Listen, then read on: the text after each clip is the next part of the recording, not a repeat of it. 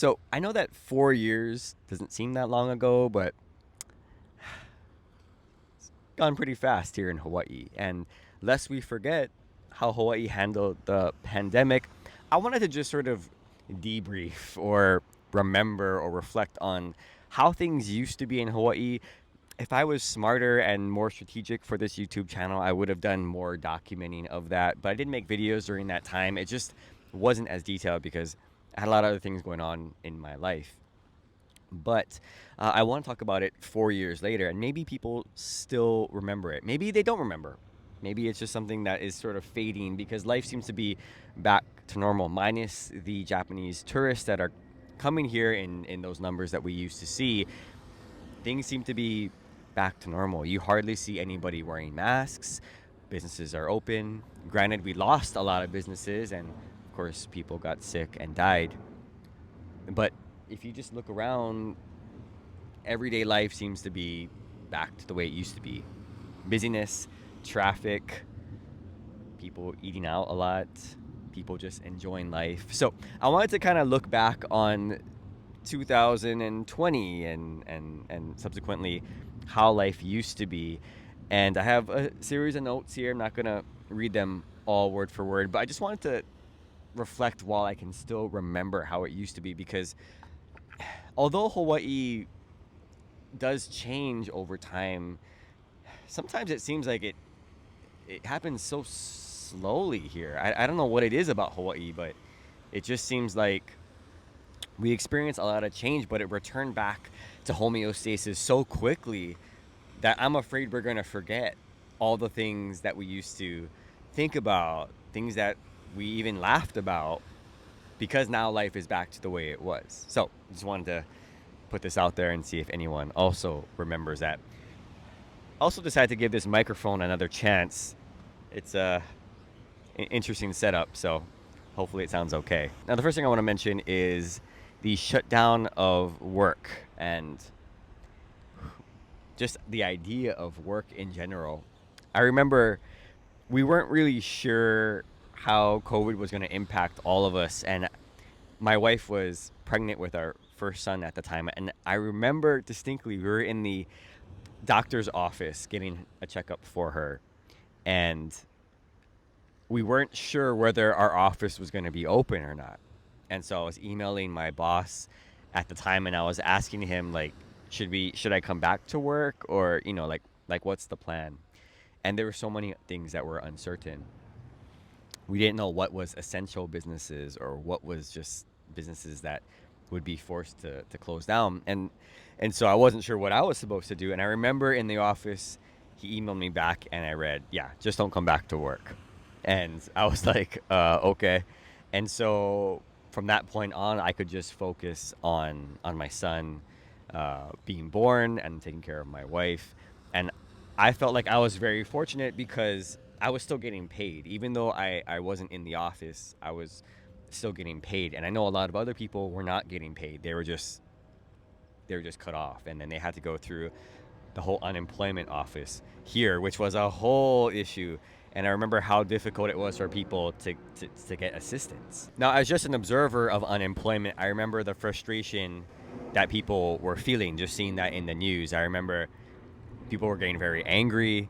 They were throwing things at the front glass window of the unemployment office because they couldn't get through. They didn't know how. And I think everyone was just swept up in the panic. And I think the result of all of this was that it was hard to get people to come back to work.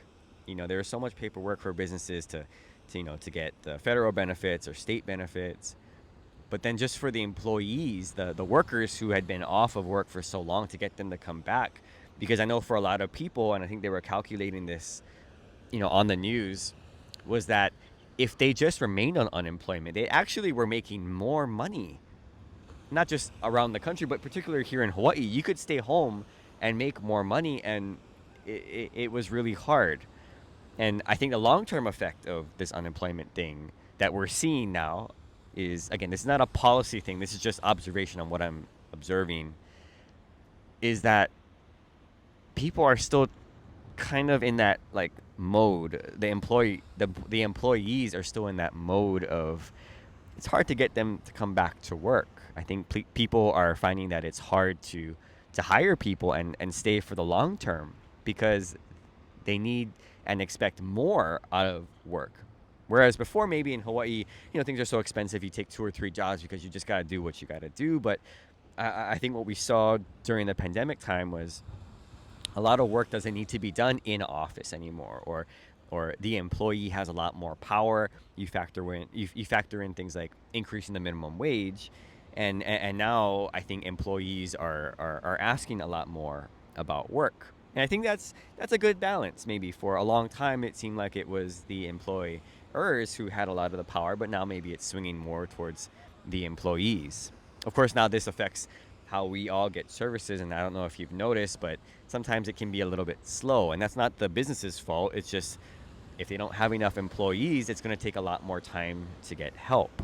Okay, now the second thing I remember, again referring back to my notes, is the shutdown of tourists to Hawaii and how empty it was. Boy, let me tell you, that was once in a lifetime. And if you weren't here to experience that, if you're local and you weren't here to experience that, oh man, you really missed out on something I think great, very unique and very great. Again, I'm not talking about the economic impact and how people lost jobs. I'm just talking about the lack of tourists here and activity here, where it was like Hawaii belonged to like the locals, and should be very cautious using that term belong, but really it was home without visitors. And maybe it's sort of like if you have people, like let's say you open up your home and you let someone stay for maybe a couple weeks because they're vacationing, or even just a few days, and you welcome them, they're your friend, and just their presence at first may seem like, oh, it's really great, but after a while it kind of gets a little weird, and then they leave, and it's just like, oh, finally I get my own house to myself. That's sort of how it felt. I remember so many times just going to the mall, going to the beach, parking everywhere. It was so empty. It was very nice. Places that we used to go to eat that traditionally would be very crowded, no lines, no crowds. You just go and you get your food, and it was so nice. We stayed in Waikiki several times during the past few years, and I still remember that first time in 2020. We had just had our son, and we stayed for a staycation during 4th of July at Halekoa. It was so empty. Waikiki, Cheesecake Factory, empty. Just the streets, empty. I mean, it was a very unusual time, and it was a very unique experience, and I'm glad I got to experience that. Now, again, that's absent of the fact that economically we were struggling because of lack of visitors. But I think if you ask any local, any person who was here in Hawaii during those early years, and just being able to go outside and enjoy Hawaii, it was very special, and I'm very thankful I was able to be a part of that and just enjoy Hawaii without all that extra crowd. Okay. Oh, yes. Third thing, social distancing and the masks. Again, this is not a knock on any policy, but just again, observations on how it used to be. I remember we used to have so many of those lines. Like they would have tape on the ground for lines that you'd have to stand in, all the plexiglass, and of course, the masks. And so when they said mask on, you gotta wear a mask, I'm like, okay, I guess I gotta wear a mask. And I just got used to it. I wore it in the car, even though I was driving with my own household. I wore it when I would run. Which was extremely difficult. I would wear it when I'm walking around, just out in general public. Of course, in the office. I wore it almost 100% of the time, except when we're at home.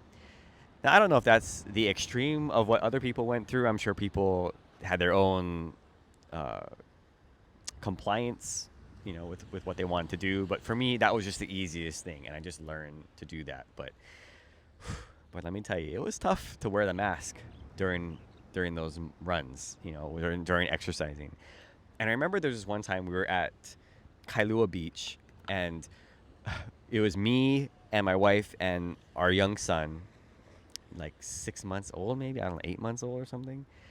And you had to be socially distanced, or you have to socially distance yourself from other people on the beach. And so there weren't that many people there at the beach, first of all, because there weren't a lot of tourists. But for those that were at the beach, we had to be like super far away. And I remember like you couldn't be like within, I don't know, it felt like 20 feet, but it's probably 10 feet. But everybody was spaced out. And in the distance, you could see the cops were coming on the ATVs on the beach, and they were driving to each group, and they were making sure that they were wearing masks. And so, of course, like, I just want to take off my mask because it's so hot at the beach. We're by ourselves. It's windy. I'm like, oh, here comes the cops. So we have to put the mask back on, except for our son, because he was his little baby. And it was just like, is this really what we're doing? And then like maybe like 30, 40 feet away, there was a family who didn't have masks on, and I don't even think they had any masks, so they couldn't even like put it on last minute. And the cops stopped, and they were talking, and then I think they had to leave. I don't know if they were cited, like given a ticket, but they had to leave. And I was just like, oh my gosh. So we had to wear our masks at the beach, looking out at beautiful Kailua. But it just was, yeah, I remember that time, and I was just thinking, really, is this where we're headed now? And speaking of lines and masks and other rules, I remember the panic of supplies here. I'm sure this happened in other places, but in Hawaii, we have gotten this down. The timing and the science of it, we've gotten it down. When there's a hurricane coming, when there's a rumor that the docks are going to close during the pandemic, boy, those lines were pretty bad. Trying to get toilet paper, paper towel, trying to get stuff to clean things with, soap. Ooh, man, that was really tough. And I remember the lines going out of Sam's Club and Costco, absolutely crazy. Not like nothing we've seen with hurricane time. Like during hurricane time, it gets pretty bad, but during the pandemic time, it was crazy how long the lines were. I will say though that I do applaud Sam's Club, because what they ended up doing was Sam's Club decided that they were going to have pickup. And so what we would do is I order it online, and then I would just drive there the next day, wait in the car, and they would bring it to your car, and I didn't have to worry about the line. So that was a life hack. That was a lifesaver, which I really appreciate them implementing. Costco never did that, so we stopped really going to Costco during the pandemic. But I just remember the long lines, grocery stores, long lines. I remember there was rumors that you couldn't get meat. And so it was like, oh my gosh, everybody's stocking up on meat, packing their freezer. Yeah, it's just, thinking about it now, very unnecessary, but we didn't know any better. And again, Hawaii people, we just seem to love to wait last minute to buy and stock up. Meanwhile, my mom had built up her fortress and warehouse in our old house. One of the bedrooms was basically a supply room, and I mean a lot of supplies. Although I will give her credit now, she is reducing the supply, but it was pretty bad. Oh yeah, okay. People not wanting to touch things, especially street crossing buttons and elevator buttons. Now I remember commenting on this a while ago. I never understood why people would have to kick, or feel like they have to kick the button. It doesn't make any sense. You're just making the button more dirty for everyone, because now the bottom of your foot is touching the button. But I remember people were so afraid to touch things. Even like the door handles, the elevator button, people would use like the push key thing. And again, that's fine. They don't want to touch it, but I just remember that was a big deal. Like every time you touch something, you gotta use the hand wash. And after a certain point, I lost count. I lost track of what I touched and when I last cleaned my hand. I had hand sanitizer on me. It was just becoming too much. But I still remember, yeah, people kicking the street crossing buttons. And some people still do that, or they use their elbow. And that's fine. Again, they don't want to get their hands dirty, but I could never understand the kicking of the buttons with their foot, and they thought that was okay. Just never really got that. Oh yeah, the count. I remember when the counts were posted on the COVID cases online on the news. It'd come out about the middle of the day, And as we're tracking this, people would get like nervous, right? Like, oh, there was 12 or 20 and or 3, and it was like, oh, it's a big deal. And I understand because we're an island, right? Things tend to spread, but boy, when it started to hit 100, and then I remember when it hit 1,000 in one day, that freaked me out because I never would have thought. I thought maybe for a while, maybe it was like in the 300s, and I was like, this is where we are. But it was in the thousand, like over 1,000, and I was like getting worried. Over time, in the beginning, I didn't know anyone who actually had COVID, and then I started to hear, friends and family who got COVID, and eventually we got COVID. I think 2 or 3 times, and it was quite scary. I remember even with the vaccines in the beginning, they were gonna roll them out, and I made a video on this channel about getting the vaccine early because I was an essential worker, and I felt actually quite bad to get it. My parents were older, and I felt like, why didn't they get it before me?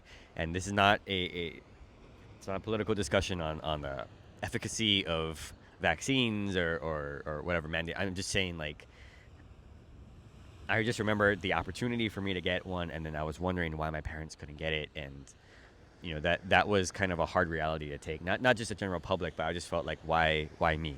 Again, thankful for the opportunity, but just knowing that I wish my parents could have got it before me. I would gladly have given up my spot in line if they could have gotten it first. So I remember just feeling that. A lot of it was guilt. A lot of it was just not knowing what was going on.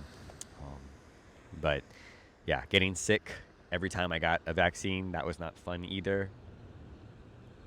The symptoms were worse every time I got the vaccine or boosters than actually when we got sick, I will say. Again, I'm not trying to go down that road, please. I'm just saying that that's my experience, and that's what I remember was the side effects were worse than the actual vaccine, but still glad I got it. I also want to mention that all of this was in the context of our older son, our first son, being born, which in and of itself was very difficult, very tiring, but it was hard. It was both like a blessing and also very challenging, because when we had him, nobody could visit. We couldn't see anybody. Everybody was scared, but it was nice to kind of have our own alone time as a family. Sometimes maybe it was a little bit too much alone time, but I had time off from work, work from home, and so I was able to be home a lot with my son and my wife. And for any parents out there who have kids who were born in 2020, 2021, like, I know it was super challenging in a lot of other ways, but just the amount of opportunity that we had to spend with our kids, I think unlike any other time. And so I'm thankful for that opportunity. But it was challenging. Lack of sleep, just being tired, the stress of the news and protests and all that stuff in the background, and then you're trying to raise a kid. That was really hard.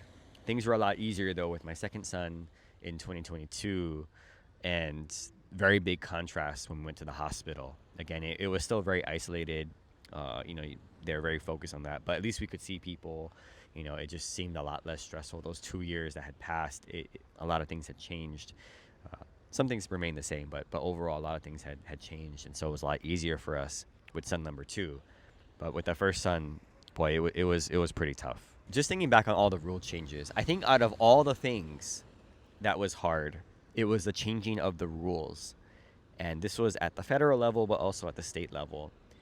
It was so hard to keep track of what was allowed and what was not allowed, what was open and what was forced to remain closed. My own job, if I was coming in or we not coming in, or we gotta wear masks, we gotta all these different things, we gotta get vaccine. Like, there were so many rule changes, and when you read things, sometimes they're purposely ambiguous for, I guess, interpretation. But I think at a time like that, I just needed it to be like certain. So like, there were rules on who you could hang out with in your house, right? Like your household, was it like 3 people? Was it 4 people? Did you have to be in the same household? Got to be related. You couldn't be on a trip for how many days? Like there were so many like specific circumstances that it became very difficult. I remember to keep track of them all. And sometimes when life happened and things happened, it didn't fit nicely into certain categories, and so you ended up just kind of guessing, and that was very difficult. And I think most importantly, the result of that was the emotional toll it took on people. I mean, obviously, being sick, the financial stress, all of that was there, but emotionally, it was just so hard. That uncertainty for so long, just trying to figure out what we're doing, trying to hear from our government leaders on what we should be doing, especially locally. I didn't know when tourism would be open. We had our program set up, the cards and all of that. It was just very difficult. And as a member of the general public, I was just like waiting and hoping that we'd get a good, clear direction. There were so many emergency proclamations. I forgot how many we had, but at a certain point, it wasn't an emergency anymore. It was just how things were. Um, and I get it that we were just doing the best that we could, but it was extremely difficult. And the hardest part, again, was just the emotional up and down of what was going to happen. Were we ever going to open? People were asking me questions, and I'm like, I don't know what's going on. Um, but that was the hardest thing. And I don't know if people will remember that years from now, how hard it was emotionally with the uncertainty. I mean, yeah, a lot of people were scared. Economically, it was so like scary for a lot of people with no income coming in. But just like our way of life, when would it ever go back to normal? And I'm pretty confident to say that, in 2024, things are back to normal. Maybe they were in 2023. So we've recovered, I think, our way of life. But again, there's that underlying effect that indirectly, either long term or medium term, is going to have an impact on individual people, even though collectively as a group, maybe we've sort of moved on. So those are things that I want to make sure that people don't forget. So, yeah, that was how it was in Hawaii 4 years ago. And maybe there'll be a documentary one day. I would love to see that locally, a documentary on how things were. Just because Hawaii specifically had certain rules that blocked everyone out. Basically, we were isolated for a good year and a half by ourselves. And that in and of itself is very, very unique, that we can just say no to everybody. So, yeah, would love to hear what people have to say. This is a very long video, but hopefully you've enjoyed the discussion and also the view of the ocean. It's very nice. And hopefully the mic was okay. So let me know what you think in the comments below. Thanks for watching, and aloha. Hello.